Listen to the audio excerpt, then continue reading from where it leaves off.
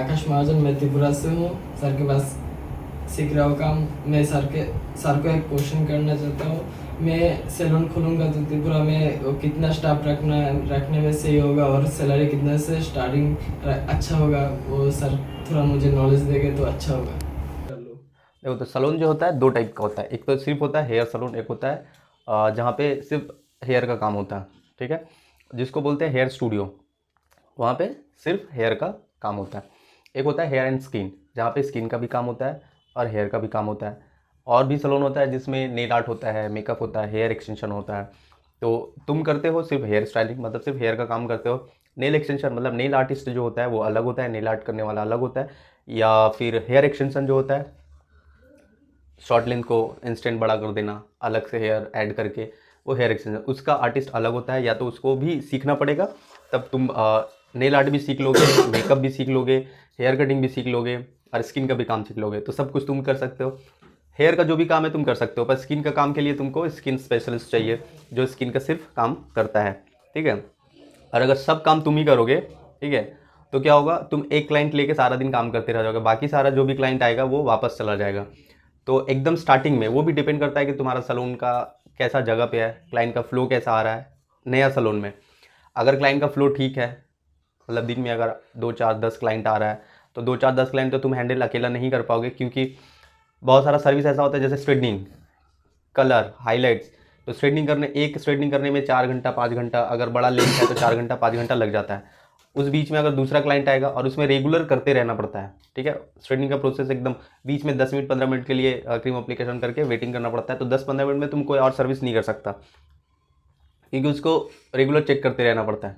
तो कम से कम अगर तुम्हारा सलून छोटा है, स्टार्टअप जिसको कहते हैं, स्टार्टअप है जिसमें 2 चेयर 3 चेयर का है, एक स्किन के लिए फेशियल रूम है, एक पेडिक्योर है, तो हेयर ड्रेसर तुम पेडिक्योर भी नहीं कर सकता। ठीक है, क्योंकि तुम एक काम अगर एक इंसान करता हो, सपोज एक काम मतलब हेयर का काम, ठीक है, कि तुम हेयर कट कर रहे हो, कलर कर रहे हो, स्ट्रेटनिंग कर रहे हो, हेयर का जो भी सर्विसेज है वो कर रहे हो, ठीक है, तो तुम कर सकते हो। अगर तुम ही सारा सर्विस करने लगेगा तो बाकी क्लाइंट तुम्हारा वापस चला जाएगा। तो स्टार्टिंग करने के लिए कम से कम एक हेयर ड्रेसर, अगर तुम खुद काम करते हो तो तुम एक हेयर ड्रेसर हो गया, एक एक्स्ट्रा हेयर ड्रेसर तुमको रखना होगा और एक स्किन का काम के लिए रखना पड़ेगा।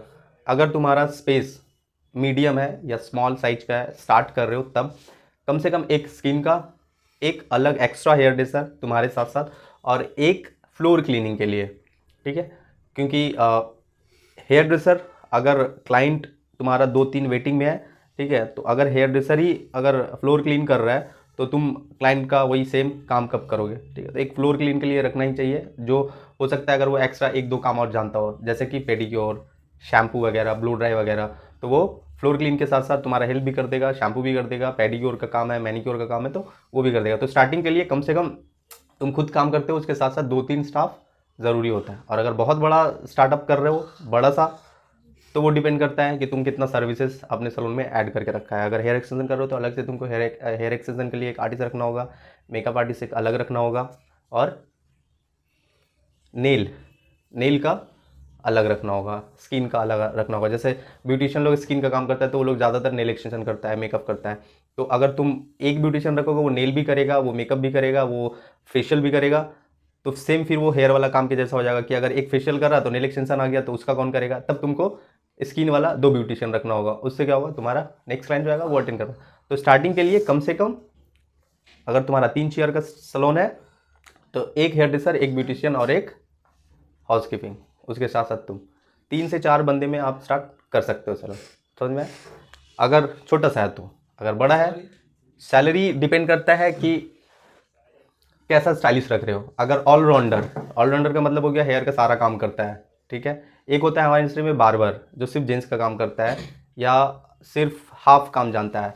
उसमें भी देखना पड़ता है कि वो एक्सपीरियंस कितना है उसका, मतलब अगर वो सीनियर है जो सब कुछ काम करता है, उसका क्लाइंट हैंडलिंग अच्छा है, क्लाइंट को अच्छे से सर्विस देता है, ठीक है, तो फिर सैलरी हर जगह का अलग अलग होता है, सिटी के ऊपर डिपेंड करता है।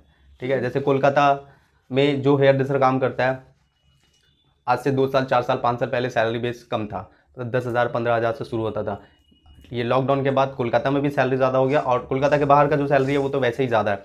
ठीक है। तो मिनिमम अगर 4 साल 5 साल का एक एक्सपीरियंस अच्छा हेयर ड्रेसर हो जो सारा काम अच्छे से कर लेता हो, तो उसका कम से कम 15 से 16 हज़ार तो सैलरी, स्टार्टिंग सैलरी होता है। उसके बाद जैसे अगर वो तुम्हारा नया सैलून में स्टार्टअप में ज्वाइन किया, अगर वो क्लाइंट बेस तुम्हारा बना के दे रहा है तो तुम सैलरी दो। अगर सेल करने वाले स्टाफ को सैलरी नहीं दोगे तो किसको दोगे, है ना। अगर स्टाफ सेल दे रहा है तो तुमको सैलरी देना पड़ेगा, और अगर स्टाफ सेल नहीं दे रहा है, 2-4 महीने में तो काम करने से पता चलता है ना कि स्टाफ का कितना कैपेबिलिटी है, वो सेल कर पा रहा है कि नहीं, क्लाइंट हैंडल कर पा रहा है कि नहीं, जो क्लाइंट का सर्विस दिया है वो क्लाइंट बैक कर रहा है, उसको ढूंढ रहा है कि नहीं, उसका सर्विस उसको पसंद आ रहा है कि नहीं। तुम ही अगर कहीं एज अ हेयर स्टाइलिस्ट काम करोगे, तुमको कोई ओनर सैलरी पे कर रहा है, तो तुमको वो देखेगा कि तुम जिसका जिसका काम किया है वो क्लाइंट का फीडबैक क्या है, ख़राब बोल रहा है, अच्छा बोल रहा है, या वो क्लाइंट वापस आके तुमको ढूंढ रहा है कि नहीं, या तुम जो सेल कर रहे हो सिर्फ बाल काट के क्लाइंट को भेज दे रहे हो, या एक्स्ट्रा सर्विस उसको कुछ ऐड कर रहे हो, उसको कुछ सजेस्ट कर रहे हो, है ना। ये सैलून में भी, सैलून का हेयर ड्रेसर का काम एक तरह से सेल्समैन की तरह है, सेल्समैन है हम लोग। बाकी सेल्समैन जो इंडस्ट्री में है ना, अलग अलग इंडस्ट्री में सेल्समैन वो बाहर जा जा के सेल करता है, मतलब दूसरा का घर में जाके, दुकान में जाके। हम लोग ऐसा सेल्समैन है जो हम लोग एक ही जगह बैठते हैं, क्लाइंट हमारे पास आता है, अभी वो सिर्फ हेयर कट करने के लिए आया, अभी हमको उसको सेल करना है, स्पा सेल करना है, प्रोडक्ट सेल करना है, थ्रेडिंग सेल करना है, कैरेटिन सेल करना है। हम लोग एक जगह बैठ के सेल्समैन है। बाकी सेल्समैन जो अलग बैंक में होता है या लोन वाले लोग होता है, बाकी लोग घर घर में जा जा के सेल करते हैं, क्लाइंट के पास जाते हैं। हम लोग ऐसा सेल्समैन है जो हमारे पास क्लाइंट आता है, उसके बाद हम लोग सेल स्टार्ट करते हैं। तो उसका सेल्समैन वाला जो सेल स्किल कितना अच्छा है उस पर भी उसका सैलरी डिपेंड करता है। बट इनिशियली स्टार्टिंग में जो सैलरी होता है, अगर नया सैलून है तो बेसिक स्टाफ रख रहे हो तो बेसिक सैलरी 10,000 15,000, एडवांस स्टाफ रख रहे हो, बहुत अच्छा स्टाइलिश हो तो 18,000 20,000 सैलरी अभी हेयर ड्रेसर लाइन में आराम से मिल जाता है, और तुमको देना पड़ेगा, नहीं तो फिर अच्छा स्टाफ नहीं मिलेगा, तुम्हारा क्लाइंट का काम करेगा वो क्लाइंट वापस नहीं आएगा। समझ में आया?